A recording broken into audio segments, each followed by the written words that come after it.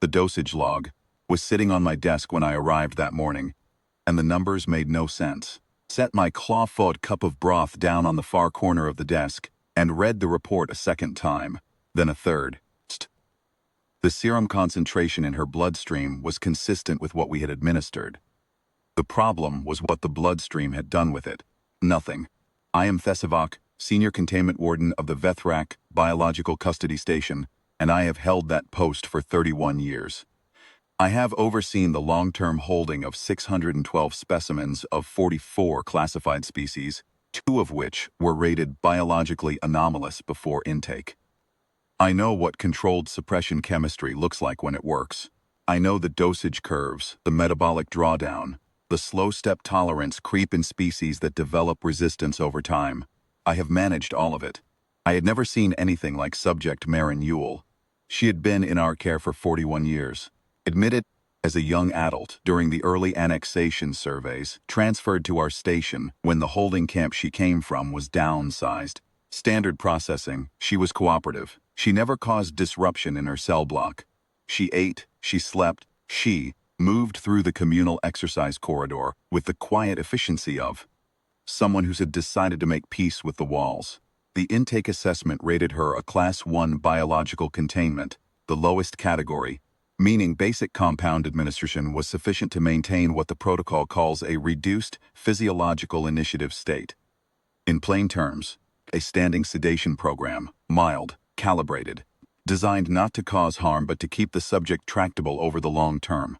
We had been running hers for 41 years. I called Dr. Sedating down to the monitoring bay at the 6th hour of my shift. She was our station's compound pharmacologist. 2 decades in the post, methodical and not given to alarm. I showed her the morning panel without comment and watched her go still in a way I had not seen before. Pulled the full blood chemistry history, going back to the original dosage event. She ran the analysis tool twice. Then she said quietly, "Warden, when did you last review her compliance record?" I told her I reviewed it every quarter. Threshold markers within range, behavioral index stable, escalation flags, that is because, Sedating said, pulling up a graph I had not examined closely enough, threshold markers were calibrated to her intake baseline. We have been adjusting the markers as she changed. The compound is still present in her blood. Her body is no longer responding to it at all. I looked at the graph. On the left axis, compound concentration across 41 years of quarterly records. The line held flat, steady dosing, steady administration, exactly as prescribed. On the right axis, the metabolic clearance rate, the rate at which her liver and secondary organ clusters processed and expelled the compound. In year 1, the clearance rate was within expected human parameters. Slow by most species standards, but within range. We had noted it, filed it, moved on. In year 7, the rate had increased by 22%. We had adjusted the dosage upward to compensate. Standard practice. In year 14, the rate had increased by another 38%. We had adjusted again. I stood there and traced the staircase with my finger. Adjustment, increase. Adjustment, increase.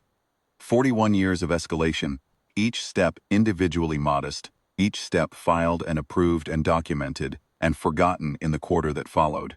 Sedating had pulled the full curve for the first time.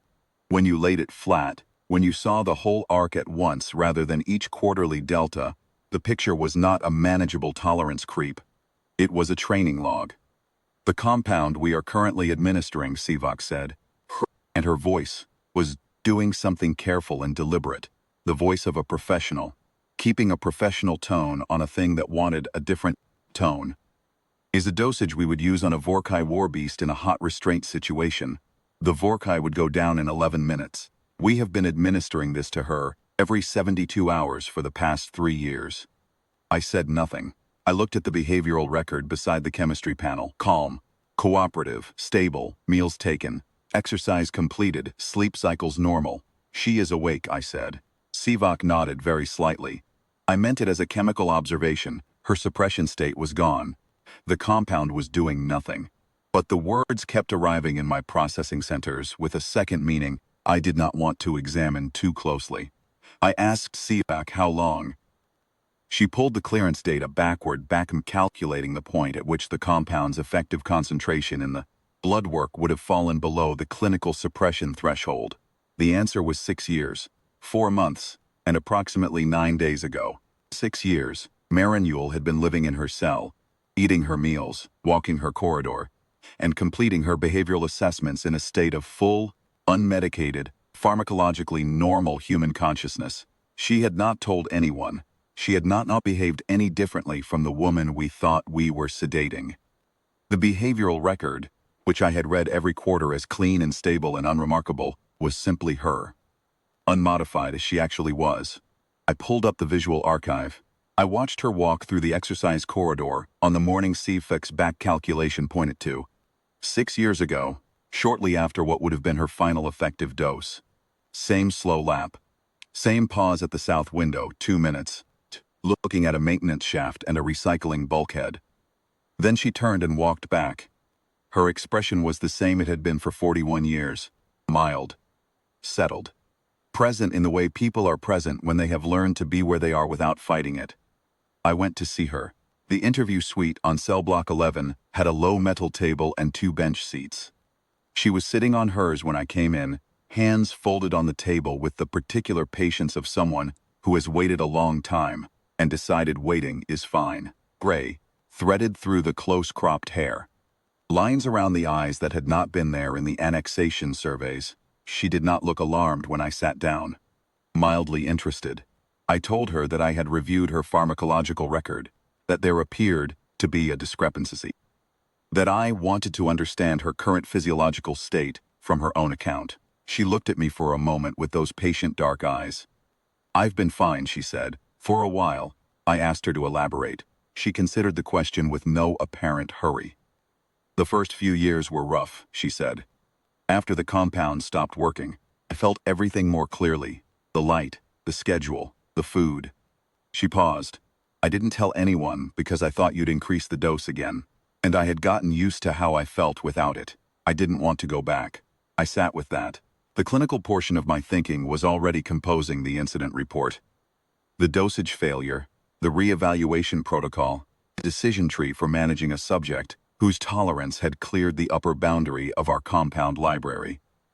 The other part, the part I have trained over 31 years to keep in the peripheral register, was doing something else entirely. She had spent 6 years in full consciousness. She had noticed. She had evaluated. She had decided that telling us was not worth what it would cost her. And so she had simply continued. Meals, exercise, quarterly reviews, carrying that information quietly, with the self-possession of someone who knows something the room does not and has no urgent need to say so. I filed the incident report. I flagged the case for reclassification. I recommended the Biological Anomaly Review Board be convened for a full species-level reassessment of human sedation protocols, specific attention to the tolerance acceleration curve. The board met 11 weeks later. CVOC presented the 41-year dataset to 9 species representatives, 2 of whom had run long-term biological containment programs of their own. The room was quiet while the graph went up. The staircase. Clearance rate, climbing in its slow, patient, assuming steps until there was nothing left of our pharmacological reach. One board member asked whether we had found similar patterns elsewhere. We checked 7 other stations. 4 cases. Different compounds, different dosages, different facilities, the same staircase, the same quiet climb. We revised the classification. We filed the report. We noted, in the summary language that containment wardens use, when they want a finding to be read carefully for a very long time, that the species demonstrates a documented capacity for systemic adaptation to pharmacological suppression across multi-decade timescales.